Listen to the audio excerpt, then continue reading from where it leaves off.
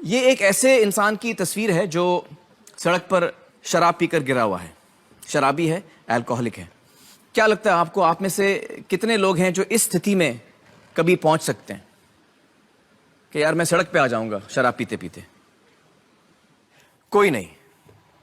दोस्तों, मैं आपको बताना चाहूंगा कि हमारी ऑडियंस में इस वक्त एक ऐसे शख्स हैं जिन्हें आप सभी की तरह ऐसा ही लगता था कि वो कभी शराबी नहीं बनेंगे, कभी सड़क पर नहीं आएंगे, लेकिन वो बिल्कुल ऐसे ही स्थिति से गुजर चुके हैं। दोस्तों, मैं न्योता देना चाहूंगा विजय सिम्हा जी को कि आप यहां आए हो, हमारे साथ मंच में जुड़ें।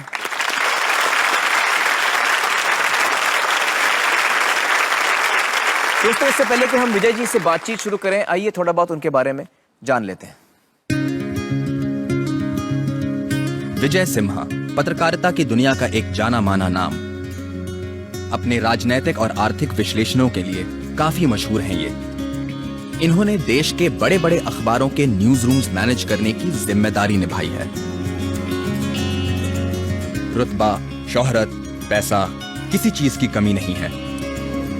आज ये सोचना भी नामुमकिन लगता है कि आसमान की बुलंदी पे बैठे विजय सिम्हा किसी जमाने में सड़कों की खाक छानने को मजबूर हो गए थे। बहुत बहुत शुक्रिया हमारे साथ जुड़ने का। विजय, मुझे बताइए कि आप इस वक्त कहाँ काम करते हैं?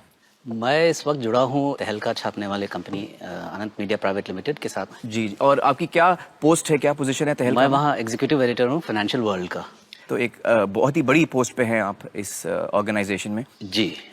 जब हम ये आपके बारे में सुनते हैं कि आप ऐसी स्थिति से गुजरे थे, ये यकीन करना मुश्किल होता है। ये कैसे हुआ, इसके बारे में हमें बताइए। थोड़ा सा इसमें हम लोग को पीछे जाना होगा। जी जी। मुझे माना जाता था कि मैं सबसे होनहार लड़का हूँ और बहुत अरमान थे घर में, और मैं जो भी करता था बहुत अच्छा करता था। मेरे जितने दोस्त थे उनके माता पिता कहते थे इसके पास जाया करो, इससे पढ़ा करो, विजय जैसा बनो। लेकिन क्या होता है कि करीबन 13-14 की उम्र में थोड़ी सी एक आज़ादी मिलती है। जी। तो हमारे एक मित्र थे, तो वो कहता था कि उनके पिताजी के कबर्ड में एक बोतल रखी रहती है, हम लोग कोशिश करते हैं, चखते हैं, और ये सारी चीज़ें एकदम कभी किया नहीं। हम लोग के लिए लग रहा था कि अब मर्द हो रहे हैं, बड़ा हो रहे हैं। तो ढक्कन खोला उसने, भरा, पहले उसने गटका, फिर दूसरे दोस्त को दिया, फिर मुझे दिया, और जैसे ही अंदर गया एकदम मुझ में एक गर्मी पैदा हुई, रोंगटे खड़े होने लग गए। बहुत ही अच्छा लगा मुझे। अक्सर हम सुनते हैं कि पहली दफा जब आदमी शराब पीता है तो उसको अच्छा नहीं लगता है। जी। लेकिन आपके साथ उल्टा हुआ। उल्टा हुआ। फिर क्या हुआ? बहुत समय तक दोबारा मेरे जीवन में शराब नहीं आया। फिर कॉलेज में गए तो फिर दोबारा एक मौका मिला कि लोगों ने कहा चलो थोड़ा सा बियर पी लेते हैं। इतने साल हो गया मेरे साथ। मेरे मन में जब लोगों ने कहा ये बात, सीधे इतने साल पहले के मेरी याददाश्त पे गई, और मुझे ये महसूस हुआ कि यार बहुत अच्छा था।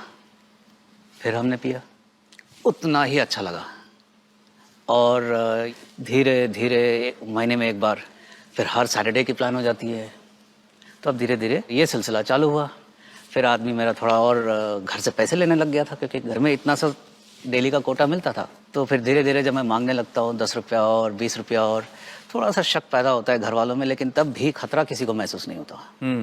किसी को अंदाज नहीं था। और मुझे बहुत पहले से ये शौक था पत्रकारिता का।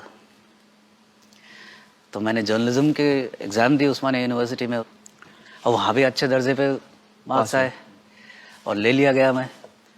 और मैं कभी क्लास नहीं जाता था, क्योंकि तब तक मेरा पूरा दुनिया उलट पलट हो चुका था। आदतें बदल जाती है, आपकी भाषा बदल जाती है, और 3-4 बजे सुबह लौटना। तो घर वालों ने सोचा कि ये अब पूरी तरह से बिगड़ चुका है। तो फिर घर वालों ने मुझे अल्टीमेटम दे दिया था। तो मैं भी अलग हटने लगा। अब मुझे लगता है कि घर में इनको समझ नहीं है, मेरे को इनके बहुत फासला हो गया है। खैर, कॉलेज से निकले और एप्लीकेशन दर्ज किए, 3-4 अखबारों में भेजा दिल्ली में। एक से वापस जवाब आया। और फिर करना क्या था, दिल्ली आते ही एक तरफ काम, एक तरफ शराब। और दिल्ली में आप जाएंगे तो पत्रकार को एक शुरू में लोग प्रेस क्लब ले जाते हैं, और रुतबा और रौब जो है प्रेस क्लब का, वहाँ आदमी एकदम शहंशाह है। अब मेरा काम केवल अच्छा एक स्टोरी लिखना और सीधा प्रेस क्लब में जाना, क्योंकि प्रेस क्लब में तो मैं हीरो था। प्रेस क्लब में 10:30 बजे आखिरी ऑर्डर लेते हैं। तो आखिरी 1 घंटी बजती थी और सीधा मेरा ऑर्डर सबको पता था कि 6 लार्ज पैग इनके और रखने हैं। 6 लार्ज पैग और रखने हैं लास्ट ऑर्डर के बाद। और तब तक मैं ऑलरेडी मस्त 4-5-6 पैग तो ऑलरेडी पी चुका होता लार्ज। जितना बड़ा मेरा स्टोरी करता था उतना ही मैं पीता था। आपका जो ये पीना बढ़ता गया, इससे आपके काम में असर नहीं पड़ा? 7:30 से पहले कभी नहीं गया दफ्तर बाद में। शाम के? हाँ, होश ही आता था करीब 2-3 बजे दोपहर में और फिर सीधे गए, क्योंकि उतना ही टाइम चाहिए मुझे जितना स्टोरी लिखने में बस। और फिर प्रेस क्लब में? सीधा प्रेस क्लब। फिर चीजें बदलने कब लगी आपके लिए? चीज़ें तभी बदलने लगी जब मैं चारों खाने चित हो गया, क्योंकि सोच बिल्कुल उटपटांग हो जाता है, उल्टा हो जाता है सोच। एक दिन अचानक दरवाज़ा किसी ने खटखटाया, तो सामने मेरे माँ बाप, जिनको मैं कई साल से देखा नहीं, जिनका कोई मतलब है नहीं, कमरे में पूरे सिगरेट बोतलें, मुझे बताया नहीं इन्होंने क्या आ रहे हैं। तो बस यूं ही तुमसे मिलना था तो चले आए। मुंह से क्या निकलता है? गाली। ये क्या मतलब है, बता नहीं सकते थे? ये आपने बोला? हाँ, वो पहले ही जानते थे कि मेरे पास आना खतरे से खाली नहीं है, तो वो शाम के ही ट्रेन में वापस की टिकट भी करके आए थे। और उतना भी मेरे से नहीं हुआ, तो मैंने कहा शाम का गाड़ी है ना, तो स्टेशन में तो बैठ सकते हो। घर से निकाल दिया आपने? जी। और काम में भी अब मैं दिलचस्पी धीरे धीरे हटने लगता है। फिर मैं जाना ही बंद कर दिया काम पे।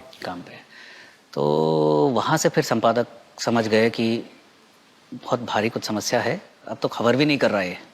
तो बोले कि भाई आप ठीक होके आइए या फिर छोड़ दीजिए। अब ठीक क्या होना था, क्योंकि मुझ में समझ में भी नहीं आ रहा था कि कोई समस्या है। तो आपकी नौकरी भी गई? इस दौरान मैं शायद घर 2 या 3 बार गया हूँ सिर्फ पैसे मांगने, और तब तक मेरा इतना बदनामी हो चुका था कि मेरे माता पिता जहाँ भी रहते थे पहले ही दरवान से क्या करते थे कि फलाना कोई आए और पूछे कि हमारा बेटा है, वो किसी को नहीं आने देना।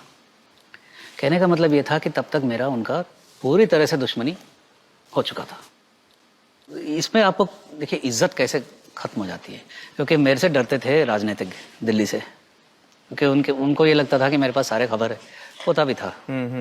तो सीधा मैं उनको बता देता था कि मुझे इतना रुपये चाहिए। पैसे तो मिल जाते थे मुझे, मैं लेके निकल जाता था उनके घर से, लेकिन उसके बाद मैं फिर दोबारा मुझे उनके घर में एंट्री नहीं मिला। अजनबी लोगों से भी आपने पैसे लिए? मैंने शायद किसी को नहीं छोड़ा। ये नशा चीज ऐसी है कि नशे में सब घुल मिल जाता है, कुछ नहीं बचता। हर एक को रोक के, आप यकीन नहीं करेंगे, मैंने पुलिस वालों से पैसे लिए। घर में बाई से पैसे लेता था मैं, जो काम करने आती थी उससे मैंने उधार लिए। बहुत सारे ऐसे हुए नाटक जहाँ सलाम और जहाँ लोग डरते थे मेरे से और सब मेरे खबर पढ़ते इज्जत थे, करते थे, सब खत्म। और अभी किसी के नजरों में इज्जत नहीं ना। अब उस समय ऐसा आ गया लेकिन था, नशा अभी भी वही बरकरार है कि रोज आप नशा करेंगे? ज्यादा करते थे बल्कि, क्योंकि अब तब तक पीता था कि बेहोशी के आलम तक ना पहुंचो। मकान मालिक था, अब भाई वो भी परेशान कि 3-4 महीने से किराया नहीं आ रहा है। अब गाली गलौच निकलते हैं, जब गाली गलौच पे आ जाती है बात तो फिर हमें कटना पड़ता है। दिल्ली के ही सड़कों पर मैंने 9 महीने बिताए। दिल्ली के सड़कों पे 9 महीने बिताया? जी। खाना कैसे खाते थे आप? उस समय खाने से कोई मतलब नहीं है, मेरा खाना ही पीना था, खाना ही नशा था।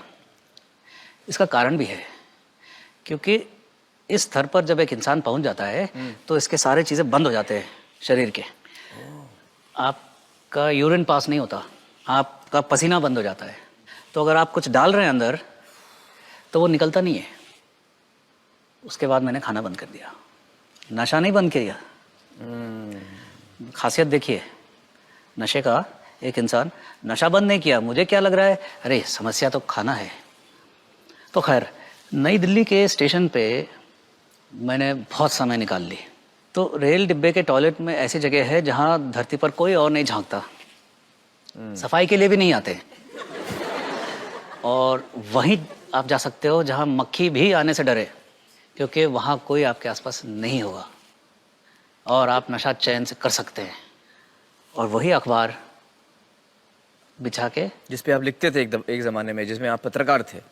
मतलब कहाँ आप एक दिग्गज पत्रकार जी और कहाँ आप सड़क पे पहुंच गए ये शराब की वजह से, उसके नशे की वजह से। जी। तो अल्टीमेटली आप इसमें से निकले कैसे? मैं निकलने वाला थोड़ा ही था। मैं तो ये सोचता था कि जबरदस्त नशे में निकलो इस दुनिया से। तो आपने सोच लिया था कि अब मैं ऐसे ही मरूंगा, मुझे इसमें से निकलना जी, नहीं। असंभव था उस समय। तो फिर क्या बचा? जो किडनी बेचने के धंधा करते थे। विचार आया, क्योंकि अच्छे विचार आते हैं नशेड़ी को, ऐसे ही विचार आते हैं। 1 लाख का सौदा भी करीब करीब मैंने कर लिया था, पूरा तैयार था मैं। अचानक मेरे मन में विचार आया कि भाई विजय, तू ऑपरेशन टेबल पे ही चल बसेगा। तो मैं रुक गया। अब पैसा नहीं मिल रहा, जान नहीं बचा, मरे जा रहा हूँ, नशा नहीं हो रहा। आखिर में एक ही व्यक्ति था पूरे दिल्ली में जिससे मैंने पैसे नहीं लिए थे। तो मैं वहाँ पहुँचा। वो दूर से ही समझ गया, काला सा एक इंसान आ रहा है, बदबू आ रहा है। तो उसने कहा कि विजय, मैं तुम्हें 10 रुपया भी नहीं दूंगा। फिर वो बड़े सारे फ़ोन करने लगा। पता लगा कि वो कहीं अपने दोस्तों को फ़ोन कर रहा है ये जानने के लिए कि एक नशा मुक्ति केंद्र कहाँ है जहाँ पे इसको रखा जा सकता है। भर्ती करवा दिया नशा मुक्ति केंद्र में। तो अब अगले सुबह से फिर पागलपन चालू, नशा चाहिए। एक दिन निकल गया, अब हर जगह से पानी निकल रहा है शरीर, जो जितना बंद हो गया वो खुल जाता है। पसीना ही पसीना, आँख में से पानी, नाक में से पानी, दस्त या जुलाब जिसको कहते हैं, डायरिया, जो महीनों से नहीं गया और वहाँ से नहीं निकल रहा टॉयलेट से। हालत ख़राब। तब भी मेरे में अकल नहीं, तब भी मैं क्या कह रहा हूँ कि भागने की तरकीब सोच रहा हूँ, और वहाँ मेरे जैसे ही और लोग हैं पागल। ऐसे एक और मिल गया मुझे। हम दोनों ने प्लान बनाया, सबसे बदला ऐसा लेंगे कि लाल किले पे जाके नशा करेंगे। तीसरा दिन सुबह जब सब नहाने गए बाकी लोग, सुबह मैंने दौड़ लगाया। मैं ऐसे सीढ़ी से नीचे भागने वाला था, लेकिन फिर उन्हें वहाँ पे एक बूढ़े सज्जन मिले। ए, किधर जा रहा है? चलो पीछे। तब तक बाकी लोग आए, इसको ले जाओ वापस। तो उठा के लेके चले गए वापस। 5वें दिन मैं पहली बार अपने पैरों पर खड़े होके, प्रोग्राम होता है दिन भर का, तो क्लास चल रहा था, तो उस क्लास में मैं गया और यही सज्जन ले रहे थे और वो कुछ लिख रहे थे ब्लैक बोर्ड पे। और वो सारी चीज़ें बताने लगे कि इंसान, तुम्हारा अब कुछ नहीं बचा, तुम हार गए हो, तुम्हारा रिश्ते टूट गए हैं, तुम्हारा इज्जत गया है, तुम्हारा ये हुआ, इस दौर से गुजरे हो। अब मुझे लगा इस आदमी को मेरा कहानी कैसे मालूम करके, और मेरे आंसू ऐसे निकल रहे हैं। और उन्होंने, क्योंकि अब मेरे अंदर जो दर्द है,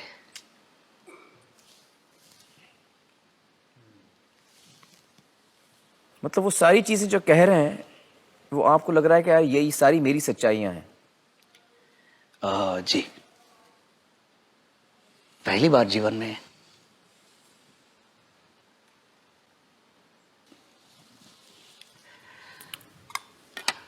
मेरा जो दर्द है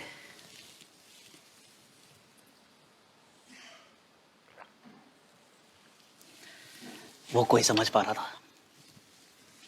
वो क्लास खत्म हुआ, मैं भागे भागे उनके पास गया। अरे, how do you know about me करके।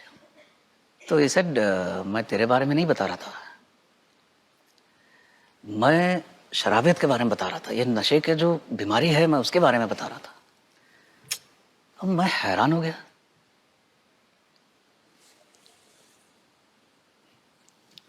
वहां कोई गाली नहीं दे रहा है। मैं वहां दोषी नहीं था।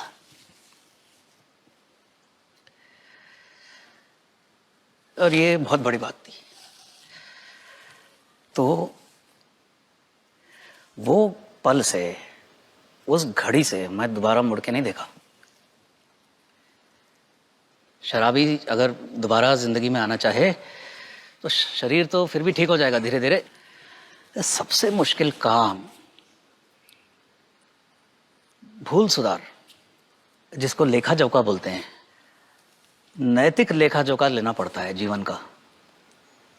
आपने क्या ठेस पहुंचाया किसी को, औरों से आपको क्या ठेस पहुंची, कैसे आपने क्या किया, किसने आपके साथ क्या किया, उनको माफ करना पड़ता है और मुझे माफी मांगनी पड़ती है। तो आपने ये किया, मतलब हर इंसान से आपने माफी मांगी? अभी पूरा नहीं हुआ।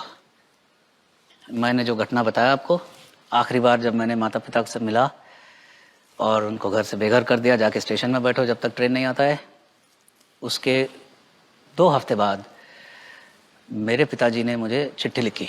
उन्होंने उसमें लिखा, अंग्रेजी में लिखा कि it is a curse to have you as a son. तुम्हारे जैसा बेटा होना एक श्राप है। मैं नहीं मिला उनसे दोबारा। उसके 1 महीने बाद मुझे खबर मिलता है कि उनका देहांत हो गया। मेरी माँ बची है, वो अलग रहती हैं, मैं अलग रहता हूँ। अभी भी मैंने उनसे भूल सुधार किया नहीं हूँ। वो कभी मेरे से बात नहीं करती है। अगर वो देख रही हैं तो मैं यही कहना चाहूँगा कि अब मैं समझ गया हूँ। तो ऐसे और बहुत है। कितने साल हो गए आपको इसमें से निकल कर? 10 साल। 10 साल हो गए आपको इसमें से निकल कर।